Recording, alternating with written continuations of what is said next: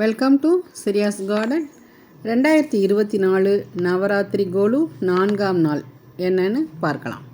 இன்றைக்கி நம்ம பார்க்க போகிறது திருச்சானூர் பத்மாவதி தாயார். திருச்சானூர் பத்மாவதி தாயார் தரிசனம் கிடைக்க நம்ம ரொம்ப கொடுத்து வச்சுருக்கணும்.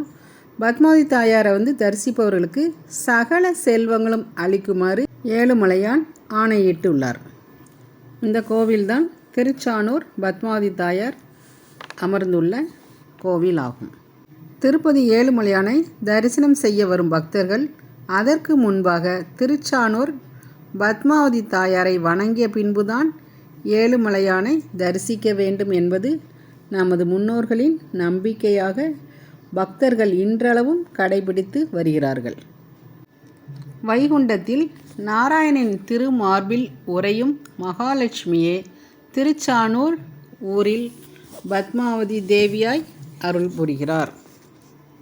பத்மாவதி தாயாருக்கு அலர்மேல் மங்கை தாயார் என்ற இன்னொரு பெயரும் உண்டு. அலர் என்றால் தாமரை, உங்களுக்கு தெரியும். மேலு என்றால் வீற்றிருப்பவள், இதையே பத்மாவதி என்கின்றனர். பத்மம் என்றாலும் தாமரை என்பது பொருள். வதி என்றால் வசிப்பவள், ஆக தாமரையில் வீற்றிருப்பவள் என்பதே பொருளாகும். பக்தர்களுக்கு சுகங்களை வாரி வாரி வழங்குவதால் திருச்சானூர் சுகபுரி என்றும் அழைக்கப்படுகிறது. பூஜை நடைபெறுகிறது. திருச்சானூர் தேவியை நேரில் சந்தித்த திருப்தியாய் எல்லா பக்தர்களும் மனம் குளிர தேவியை தரிசனம் செய்கின்றனர். வைகரி ரூபாய அலர்மேல் மங்காய நமக என்னும் மந்திரம் மிகவும் பிரசித்தி பெற்றது. தினமும் காலையில் எழுந்தவுடன் இந்த மந்திரத்தை கூறினால் பத்மாவதி தாயாரின் அருள் கிட்டும் என்பது ஐதீகம். இதை பார்க்குறவங்க ஷேர் பண்ணி விடுங்க, எல்லாருக்கும் பயன்பெறுவாங்க.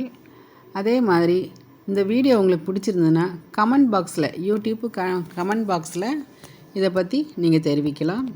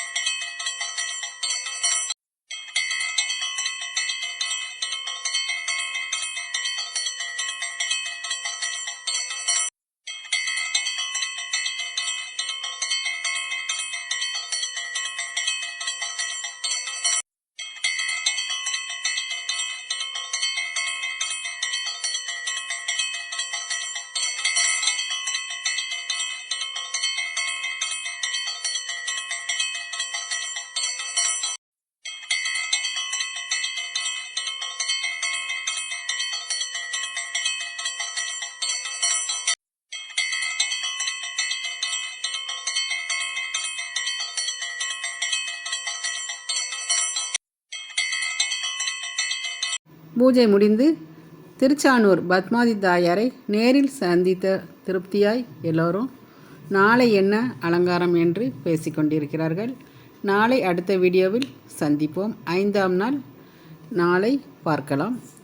இது தேங்க்யூ. சிரியாஸ் கார்டன் சுந்தரி செல்வம். சப்ஸ்கிரைப் பண்ணாதவங்க சப்ஸ்கிரைப் பண்ணிவிட்டு பாருங்கள். ஃபுல் வீடியோவும் பார்த்தா தான் உங்களுக்கு மன திருப்தியாக இருக்கும். தேங்க்யூ ஃபார் வாட்சிங். தேங்க்யூ.